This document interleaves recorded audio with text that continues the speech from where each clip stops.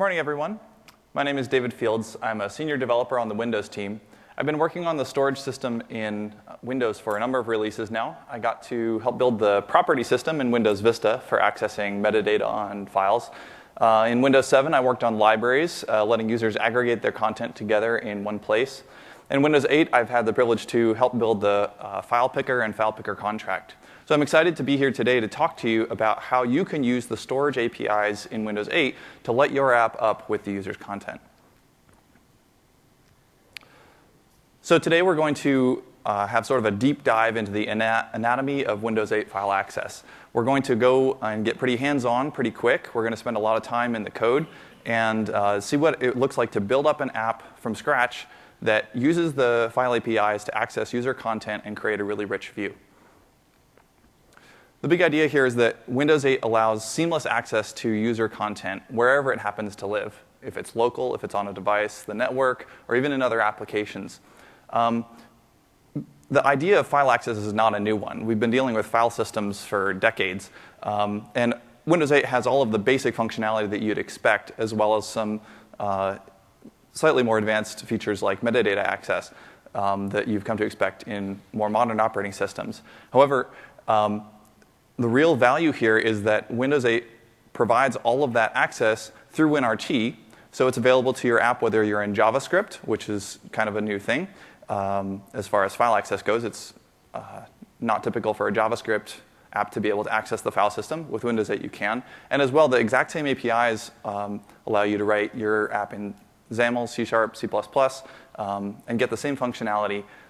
In addition, Metro-style apps have access to the machine through capabilities. And there are other talks that go into more detail about that. We'll cover some of the specifics that deal with file access in this talk. And the file access APIs are really there to help your app use the capabilities that the user has granted to you as an application in order to access their content. And finally, the storage APIs provide additional functionality above and beyond just reading and writing files. Windows is a PC. It's got the search indexer and all of that platform built into it. And so you don't need to write a bunch of code that goes and grovels the system and cracks open files and builds up complicated databases and pivots and things. Windows does that for you, and you can just hook right into it through the storage APIs. So where are files? We use files all the time. Sometimes we realize that we're using them. Sometimes we don't. Some files are just sort of part of an application, and a user never really puts their hands on them. Some are really a critical part of the user flow. They're the pictures and the music and the documents that a user is working with. Each kind of file lives in a different place, has different kinds of restrictions and access models. And Windows 8 gives you access to all of these, as we've talked about so far. The core of the Windows 8 storage API is pretty common across a lot of platforms. You have access to application data. This is data that's really part of your app. It's specific to your app. It wouldn't really make sense for any other app to use it or even for the user to see it directly. But it does make sense for you to be reading and writing files in order to make your app run. The next set of data is local files. Now, Windows 8 is a PC. And so with that, you have all of the user's pictures, music, documents. All of their content is right there on that machine, and your app can access that and use that to drive your UI and light up with the user's content. This is primarily granted through libraries and capabilities. In addition, some content lives outside of the local machine. It's on a device that's connected to the machine. It's on another machine on the network. And through the storage APIs, you can also access this content as well. For example, the file picker allows the user to navigate anywhere in the hierarchy of storage to find their data and provide it to your application. Finally, increasingly more and more files live on the web, out in the cloud, or even in another application. And Windows 8 provides great seamless interchange between web data and file data and all of the APIs that go together to make that work, as well as the file picker contract, which allows you to seamlessly allow the user to access the content that's part of your app from wherever they happen to be. You may be familiar with this diagram from some of the talks that happened yesterday. Today, we're going to focus in on this part. This is an overall picture of the pieces that make up the storage system in Windows. And today we're going to talk about the File Access API, the File Picker, and the File Picker contract. All of these are built around the Trust Broker, which is a really important part of the Windows 8 storage system.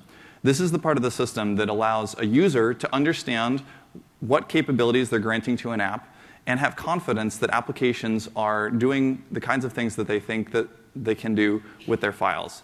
This is also what allows you as an application to be able to access the user's content in a safe and secure way. The File Breaker provides a number of functions.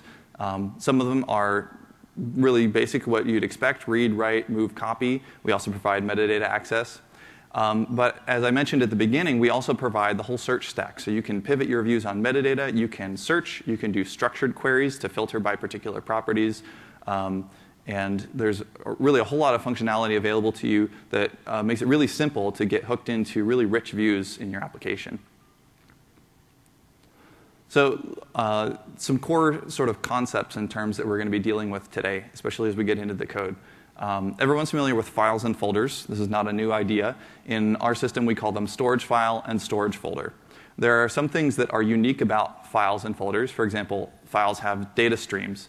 Data streams are another important part of the Windows 8 storage system because a stream is a really great abstraction. You can have a stream that's coming live off a web server. You can have a stream that's coming out of a file on disk.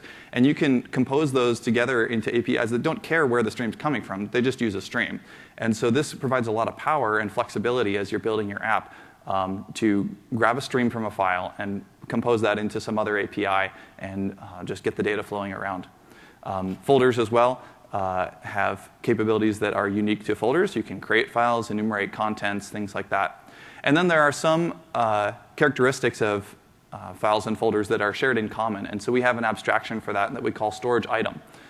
This provides you sort of things that are in common across files and folders, like basic properties, the name, thumbnails.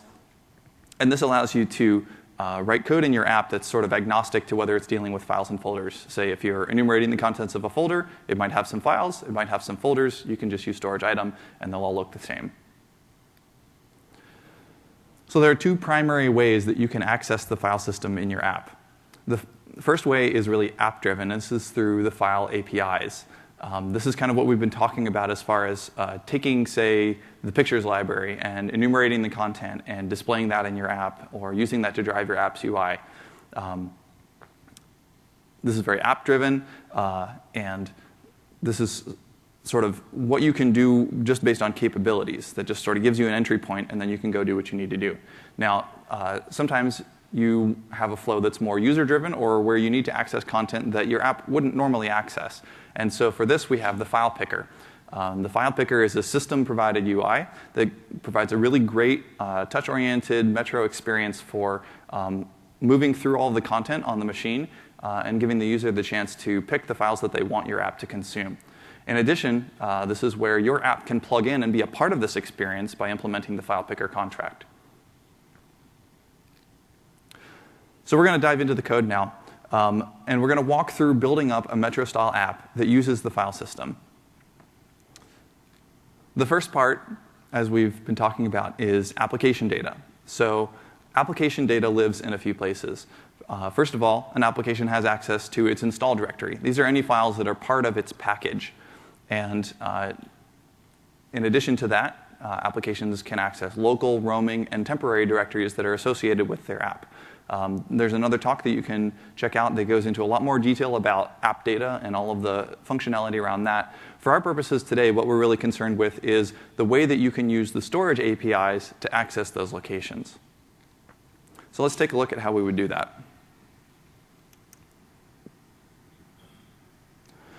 What I've got here is basically a blank application. It doesn't do anything right now.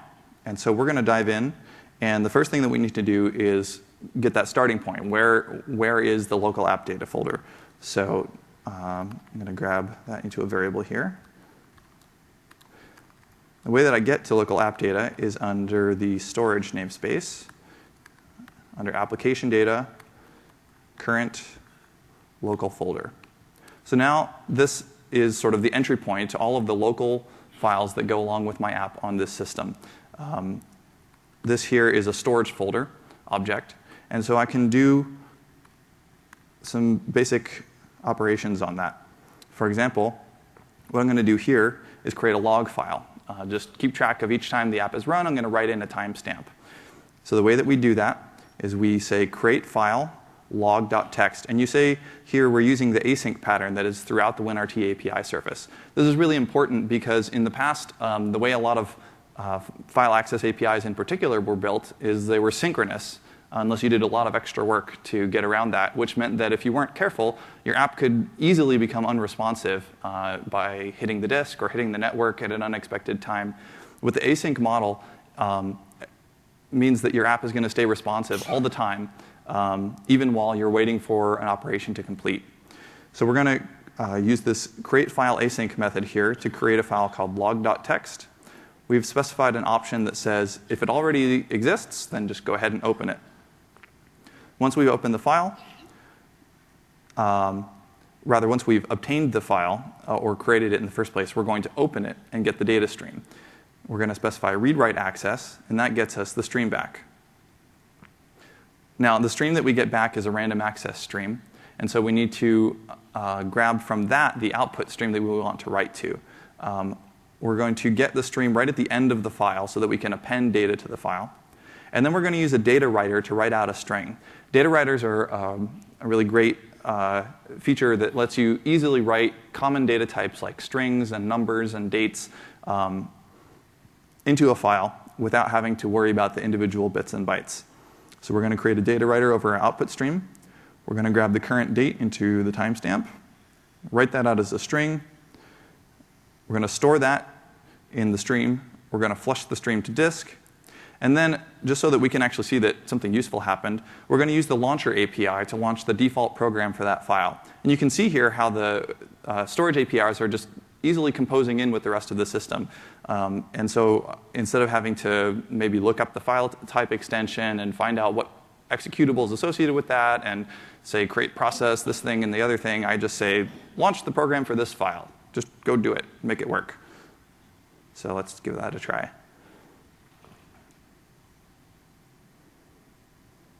So our app launched, and you can see that the log file got opened here, and the current timestamp got written in. If I close this and restart the application, see now we have two timestamps. So each time I'm launching the app, it's opening this file out of the application directory, it's writing some text into it, it's flushing the file, and I'm launching it up in Notepad. So I don't want that to happen all of the time, so I'm going to comment this part out. Switch back over here. So we've seen how to access application files, and that's a really core part of writing an app. But Windows 8, as we've been talking about, gives you access to user files. And this is where you have the opportunity to take the user's content and really make that a great part of your app and provide value to users by having their content just be right there driving your experience. User files primarily live in libraries. Libraries are a feature that we introduced in Windows 7, and they provide a great way for users to aggregate their content together into one place without having to move or copy it around. So my pictures library could contain the default My Pictures folder as one location. It could contain a folder on the root of my C drive as another location. It could even contain an external hard drive as a location or a network share through Home Group. And the pictures library aggregates these all together into sort of a common point of access. This is important for Metro-style apps because the way that you get access to user content is through capabilities that are associated with libraries. In particular, there are capabilities for the pictures library, the music library, the video library, and the document library. And each of these, when you declare this in your application's manifest, allows you to access that part of the user's data. Without that capability, if you try and access, say, the pictures library without that capability, the call will fail.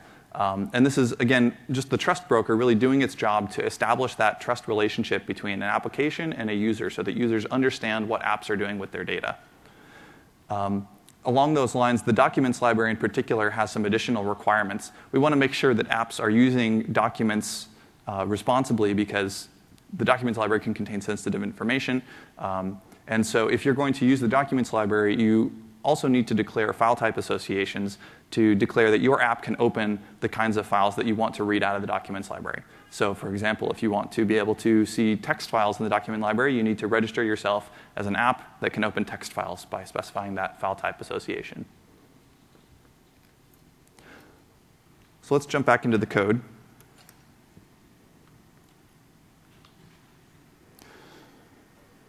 I'm going to add a function to my app here and call it in my startup function.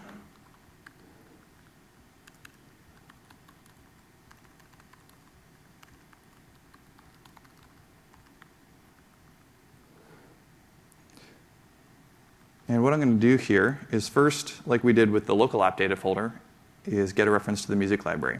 Now I've set this app up with the music library capability. And I should actually step back here for a moment and set the stage. Let me come back to that. So what we're going to build here is a music app in particular. And we're going to take the content that's in my music library, which you can see here in Explorer. I've got a bunch of tracks from a bunch of different bands. They're all just sitting in the root of the music library. There's really no organization. You can see I've got this Eliza track from the Viper Creek Club. Some other Viper Creek tracks are in here. And we're going to build an app that takes this content and uses it to create the app's view. So the first thing that we need to do is get the music library. Similar to what we saw before with the local app data folder, this shows up under the known folders namespace. There's a number of sort of well-defined locations here. I'm going to grab the music library from this. And again, this corresponds to the capability that I've declared in my manifest. Once I've got the music library, I'm going to enumerate through all of the items that are in it. So you can see this is pretty straightforward. I'm just going to say get items. And then once I get those items back, I'm going to iterate over each item. I'm going to create a div in my markup and drop in the name of that item. So we'll see how that looks. So you can see here, I've got all those songs that we just saw in Explorer now showing up in my app. Now, just a list of songs is not very interesting. So let's add some thumbnails here. Instead of just appending this name element, I'm going to create an image tag. And once I've created that tag, I'm going to go ahead and on the same item object that I got the name from, I'm going to say get the thumbnail. I'm going to specify that I want thumbnails appropriate for a view of music, which is what I'm building here. And then when that thumbnail comes back, I'm going to do something pretty neat. Everybody's probably familiar with an image tag. It has a source attribute, which generally always has to have an URL in it. Now, normally, an URL would have to point to like some file that's part of your package or some content out on the web, sort of a static, well-defined thing. Windows 8 provides this create object URL API, which allows you to take any object that can provide data as a stream and wrap that up in an URL, which you can then seamlessly plug into the HTML markup. So I've got a conditional here just in case I have an item that, say, doesn't have a thumbnail, if there's no album art, for example. But assuming that I do, I'm going to take that thumbnail, wrap it up in an object URL, and assign that to the image tag. And you can see how this is just seamlessly working right next to sort of the standard URL functionality, because if I don't have a thumbnail, I'll just paste in sort of a default from my application package. So with just that code, now I've got album art.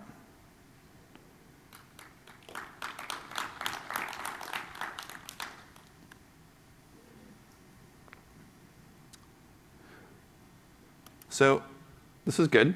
We're enumerating the files out of the music library. We've got album art. We're making progress. But just a list of tracks is not very helpful. I'd really like to be able to sort of manipulate that data really easily. And fortunately, Windows 8 storage APIs provide a lot of search functionality. So I can use the search APIs to do things like pivot on metadata to take all of those files and automatically just drop them into buckets by album, for example. We'll see that in a second. I can filter on individual properties like genre. We'll do that in a moment too. And I can plug into the search contract and let the user search over the content that I'm enumerating. So let's go ahead and jump back into the code. So I've already got a bunch of code here that is doing a good job of taking a list of items and displaying them in my app. But again, the items that I'm getting right now are just the songs, and I'd like albums. So fortunately, it's pretty easy to do that. What I'm going to do is specify a pivot here. And this is under the search namespace, under common folder queries. And I'm going to say group by album. And now, instead of just saying get all the items in the music library, I'm going to say get folders, because an album is a folder. I'm going to pass in that pivot. And with that, now I've got albums. So all those Viper Creek tracks are now under Viper Creek Club Letters album. Pivoting is cool, but filtering is even cooler. So there's a lot of albums there, and I'd like to be able to just filter down to the genre that I'm interested in listening to right now. So what we're going to do is we're going to add some buttons to the top of the app that correspond to all of the genres that are available in the music library. Now, I, as an app developer, have no idea what kind of genres my user might have on their machine. But using the storage APIs, I can easily make my app data-driven and just plug right into that content to drive actually not just the content that I'm displaying, but also my own UI. So I'm going to create another pivot here. And in this case, I'm going to group by genre.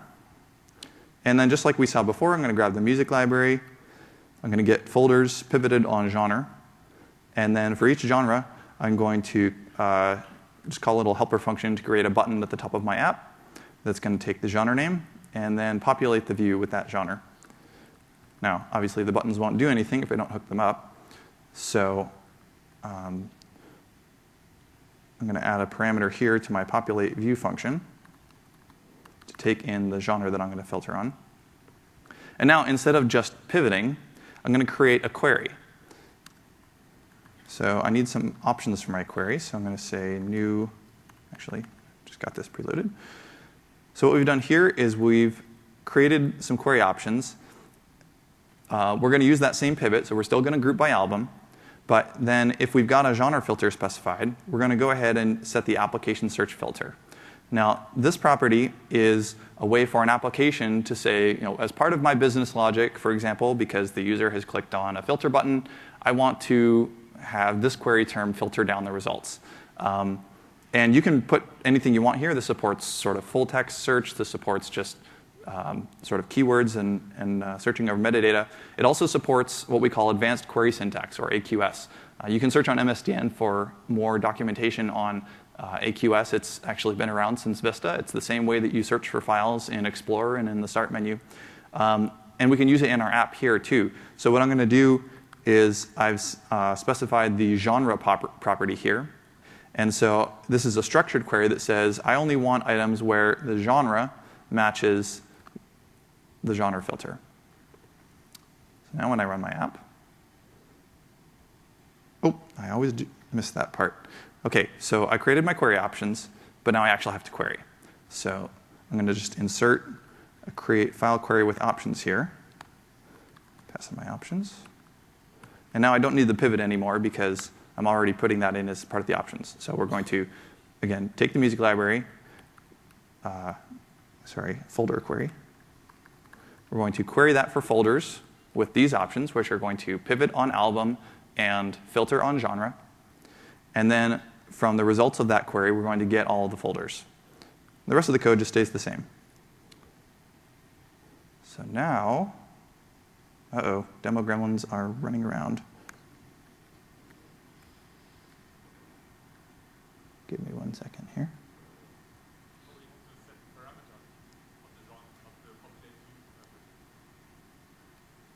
That's actually hooked up in a helper function. I apologize. I ran through this like 5 times yesterday. That worked great.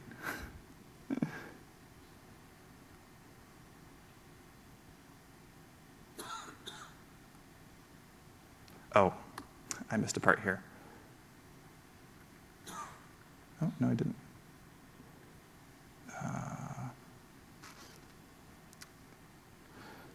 I would just move on past this, but the rest of the demo needs it, so please bear with me for a moment.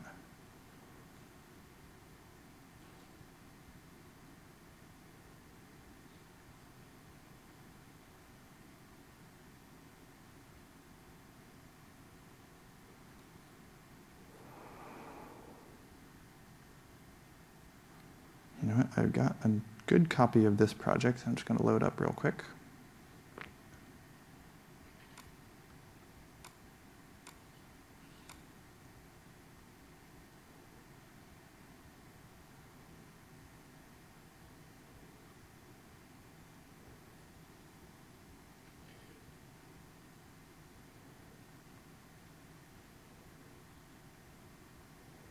See if we can't get back on track here.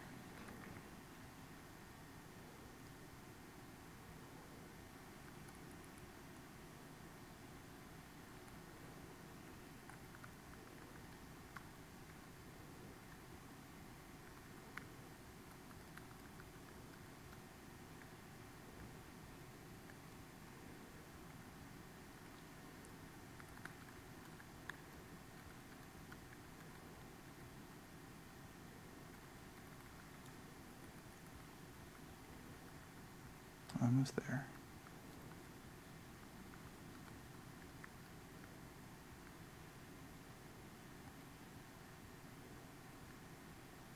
Oh, sorry. Now I see the problem. That's what I get for tweaking the code at the last minute. Aha, there we have it. All right, so here are our filters. And you can see that these are automatically populated by the genre that's in my music library. Again, as an app developer, I didn't have to know this beforehand. I didn't even have to know that there was such a thing as a contemporary country genre.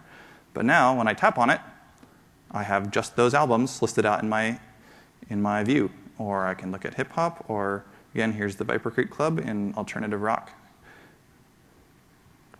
And so, with just a couple extra lines of code, I can plug into those filters and apply them to my app. Now, driving that from my app is great, but I'd also like the user to be able to participate here, because I don't really know what music the user wants to listen to, so I'd like to let them search for it. So what I'm going to do is come back here, and I've set this app up as well to integrate with the search contract. So I'm going to go ahead and add the search pane here. All I'm going to do is add an event listener for the query submitted event. So when the user types a query and hits enter, I'm going to get called back here. I'm going to grab whatever genre is active from the genre buttons. I'm going to grab the query text that the user entered, and I'm going to repopulate my view. As you can see, I've added another parameter here, so I'm going to add that in.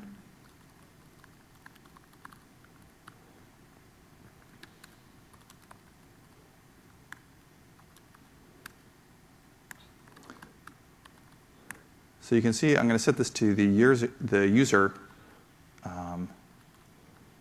search filter here. Now, the user search filter works exactly like the application search filter. In fact, all we do is take those and combine them together with an and. But this gives a nice clean separation between the filters that are part of your app and the filters that are provided by the user, so that you don't have to add a bunch of logic to parse out, okay, wait, I put in the genre part, and the user put in this part, and now the user changed that part, so I have to pull it apart again and rebuild it, and don't worry about it. Just use the application search filter and the user search filter. So now when I run my app, here's my app. Now I'm going to pull out the search pane. I'm going to search for that Eliza track, and there comes the Viper Creek album. I can search for, you can see that these work together, so I'm going to go back and filter on the contemporary country. Now I can type in a search for, say, girl, and I get back Confessions of a Nice Girl. So now we've got search working.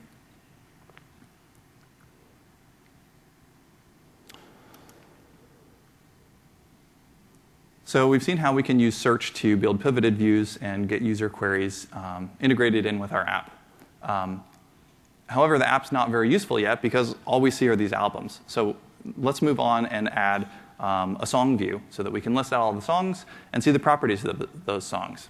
the storage APIs provide you access to properties for a number of different kinds of items, as well as a general mechanism to just query for properties through the property system, as well as thumbnails and other sort of metadata that you'd expect to come with a storage system. So we're going to use this to populate a list of songs based on the album.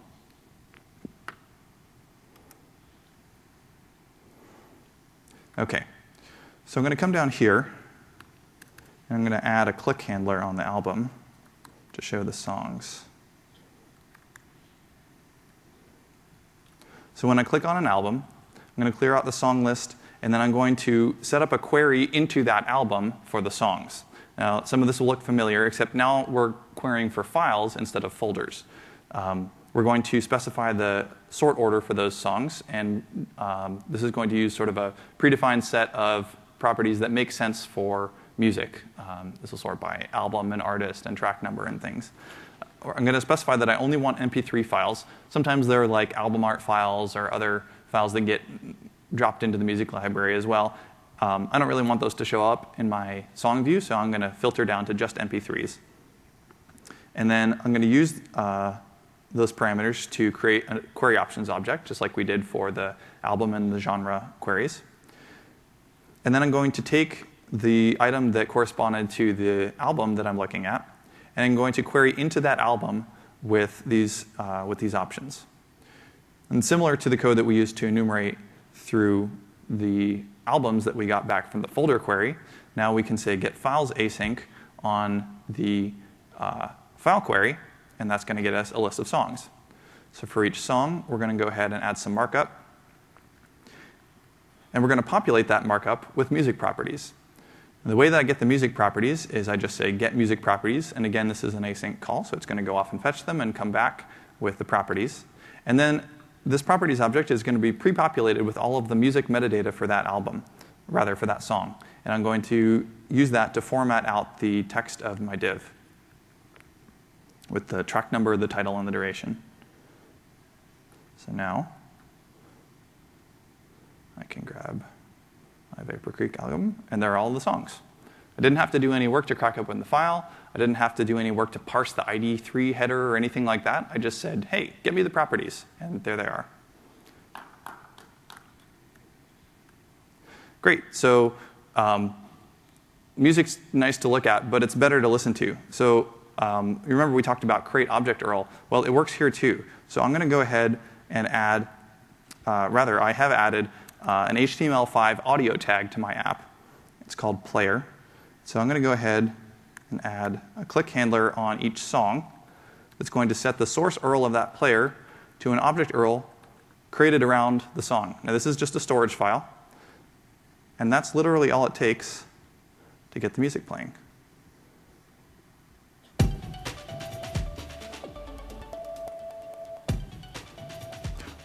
So you can see how all of these APIs are just combining together, composing together, integrating with other parts of the system, like launching and HTML markup, to let you build a really rich app that uses the user's content to create a great view, to create, drive your own UI, and provide a great user experience with their own data without having to know anything about their data in the first place.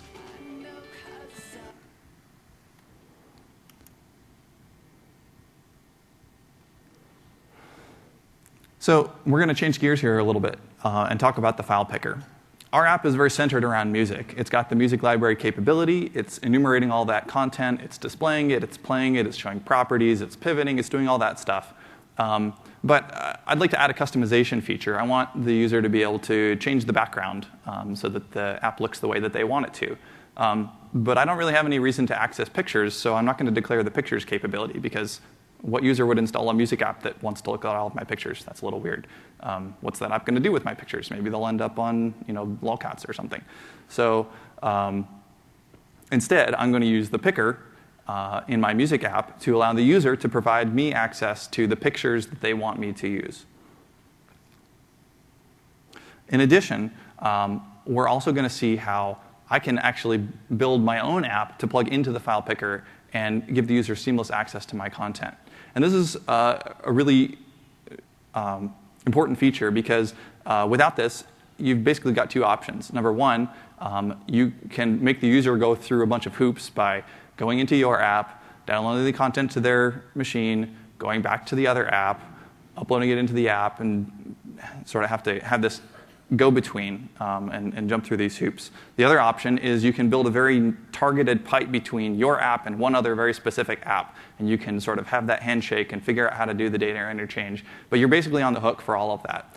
With the file picker contract, and in general the rest of the app-to-app contracts like Share, you can let your app seamlessly integrate with other apps without even knowing whether they exist beforehand. You can just write your app, plug into the picker, and now any app, rather, the user can have access to their content that lives in your app wherever they are, even from other applications.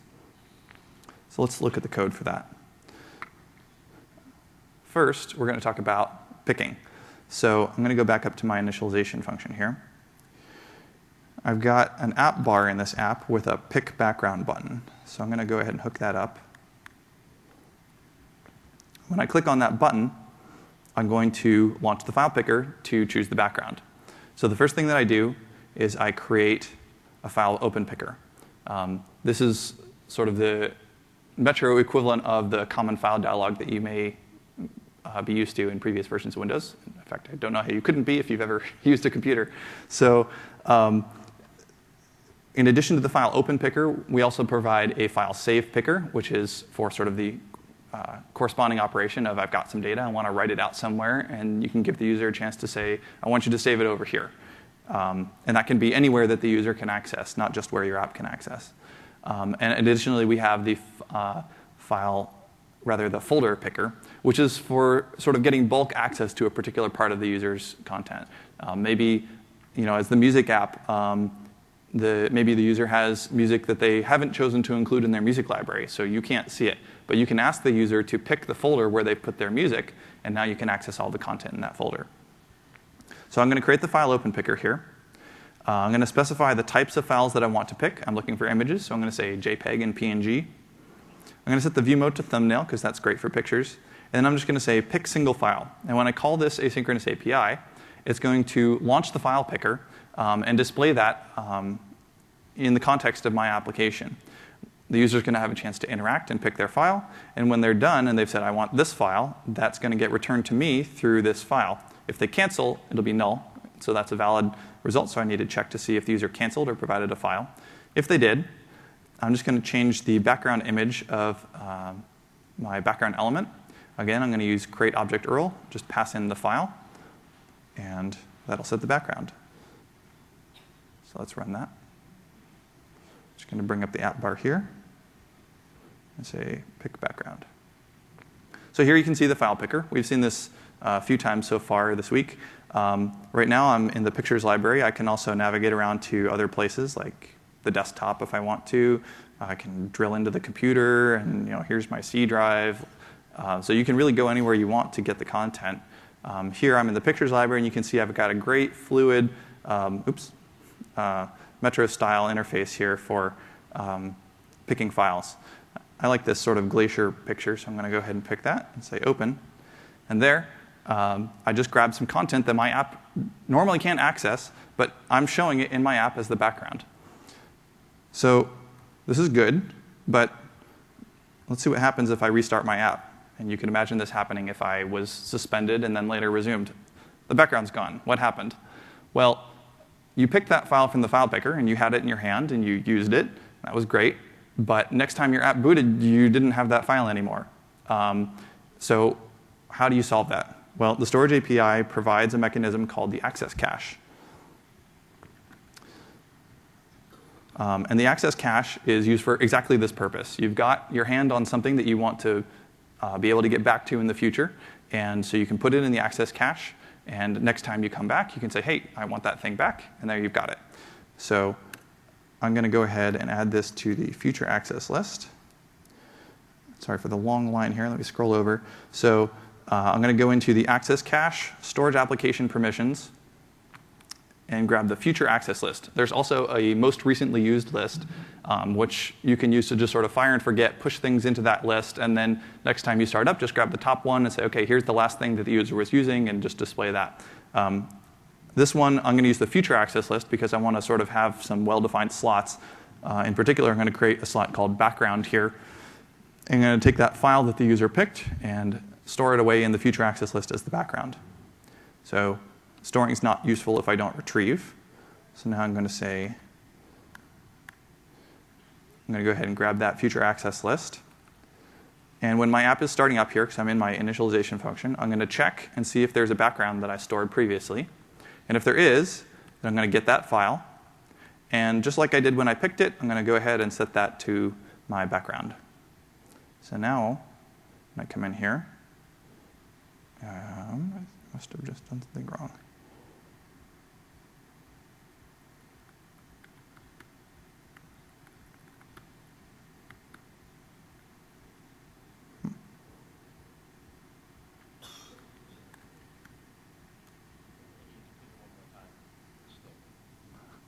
Say again?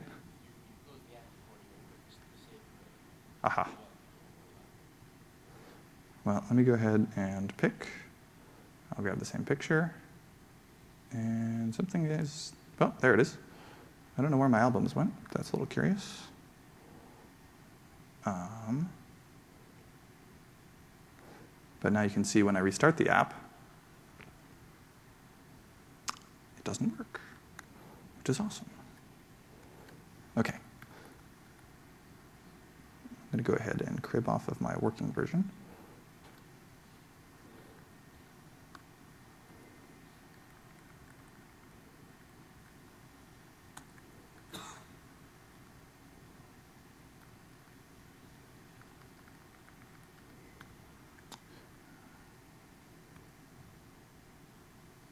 OK, there we go. And you can see that we pulled it right back out of the access cache. And just to demonstrate that one more time, I will pick this starry picture. And now when I restart the app, there it is. Now, like we've been talking about, I can not only pick from the file system, I can also pick from other apps. So just to demonstrate this, let's go into the Socialite app. I took some pictures on a trip to Deception Pass recently. It's a beautiful spot in the Pacific Northwest. And I really like this picture, so I'm going to go ahead and open it. And what we see here is this area of the screen here is actually the Socialite app running inside the picker. The rest of the part at the top and the bottom is still the picker itself, and I can switch away to another location. I can come back to Socialite. And then I can pick items from within Socialite. You can see when I picked, the open button lit up, and now it goes away. So I'm going to pick that picture. And now right out of another application, without having to go through any middlemen, that data just got moved seamlessly from Socialite into my music app. My music app has no idea that Socialite exists. It has no idea that I have albums on Facebook about Deception Pass. All it knows is it said, pick me a file, and automatically the file comes back from Facebook. So this is actually pretty straightforward to hook up. To show you how easy it is, we're going to build it from scratch. So I'm just going to say new project. Call this file picker contract demo.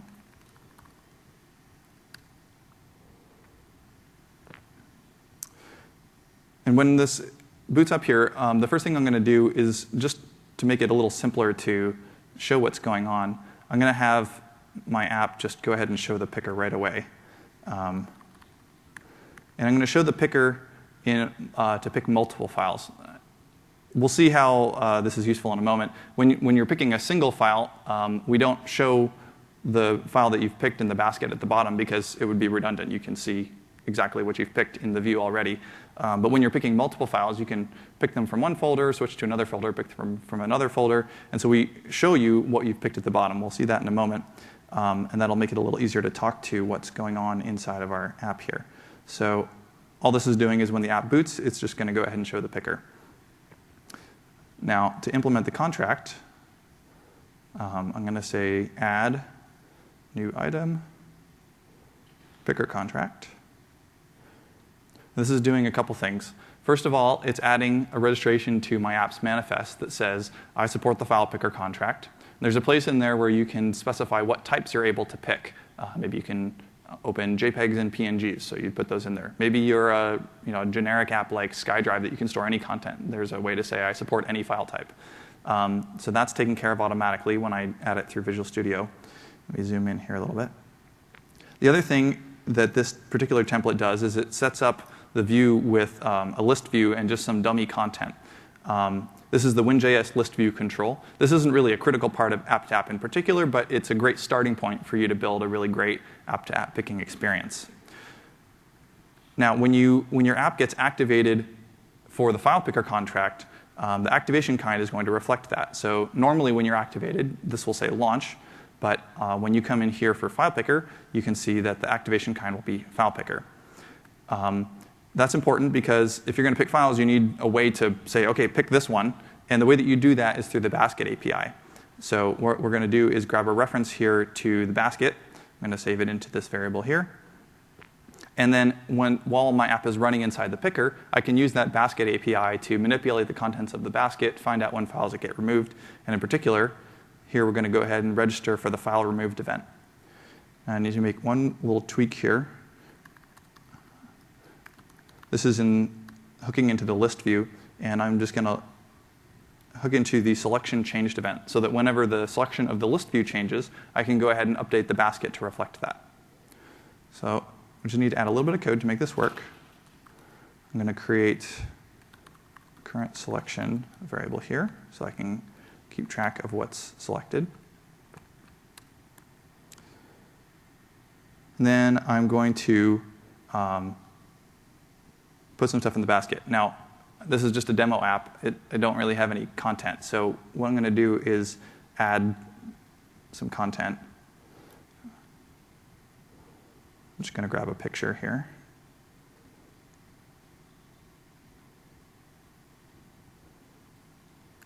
This ocean picture is pretty nice. So what I've done is I've just added that to my package. So now this file is going to show up in my install directory. So the first thing I'm going to do here in my update basket is grab a reference to that install directory. And this is very similar, again, to when we grabbed the local app data. This one lives in a little bit of a different place. It's under the application model, package, current, installed location. And then all we're doing here is we get the selection from the list view. So that's what is currently displayed as selected. For each thing that's selected, we're going to check and we're going to ask the basket, the picker's basket, hey, do you already have this stored in the basket? If the answer is no, then we're going to get that ocean picture from the install directory and add that to the basket under the corresponding index. As well, we're going to go through what we thought was what we currently know is selected. And we're going to check and see if it's still selected in the new selection. And if it's not, then we're going to say, hey, basket, this file isn't selected anymore. Please get rid of it. That'll keep our view in sync with the basket. And finally, we're going to update our selection to match the list view's current selection. The last thing we need to do is hook up the file removed event. And for this, when the event fires, it's going to tell us the ID of the item that has been removed. We'll take that ID, we'll splice it out of our current selection, remove that one, and update the list view to reflect that item is no longer selected.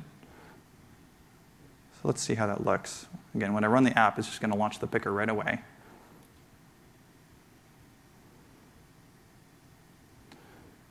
So I started out here in the pictures library, but now I'm going to go into my app. So here's our demo app that we just created, and this is the list view. Now when I tap an item in the list view, you can see that it got added to the basket down here.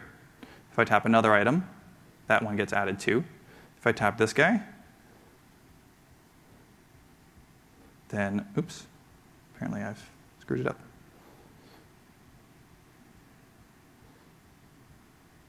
So you can see as I add or remove items here, I can tap to select, tap to deselect. I can select it here, I can deselect it here, I can add a few things. I can go down here and deselect them. You see I removed the middle one there. Sorry, you can't see what I'm doing unless I point. So that's how it works. Now let's see that plugging into our music app. You can actually just switch right back to the app. So I'm going to go ahead and pick a background. I'm going to go over to my demo app. I'm going to pick an item. Now here we're in single select mode, so you can see it's not reflected down here, but the button lit up. And my app actually doesn't need to know if I'm in single or multi-select, because if I select something else, oops. If I select something else, when I add the new thing to the basket, the picker is going to call me back on the file removed event and say the old thing was removed, because the picker is in a mode where you can only have one thing in the basket at a time. So I'm going to put this one in, I'm going to open, and there's my sunset.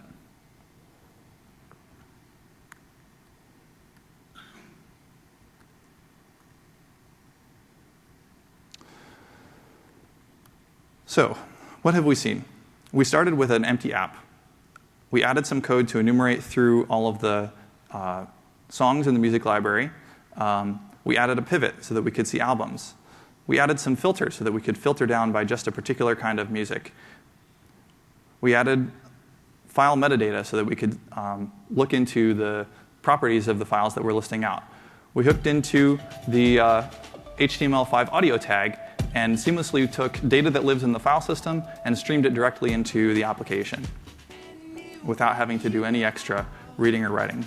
We saw the file picker contract, where we can pick files from other applications totally seamlessly without any previous interaction.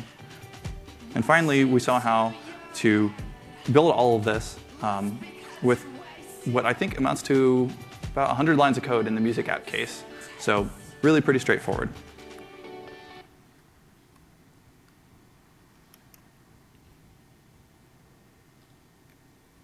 We've talked a lot today about user content and the storage model, and how you can create value for your users by taking their data that's on their PC and lighting up your Metro-style app. We've seen how to access content in libraries. We've seen how to access content through the picker. We've seen how to provide seamless access to your content so that your app is that much more valuable to the user and really makes their Windows 8 PC light up with all the different apps they've got installed. We referred to a number of other talks, capabilities, application data, et cetera, and here are a few of them. So you can follow up with these later in the conference or on video. So thanks for attending.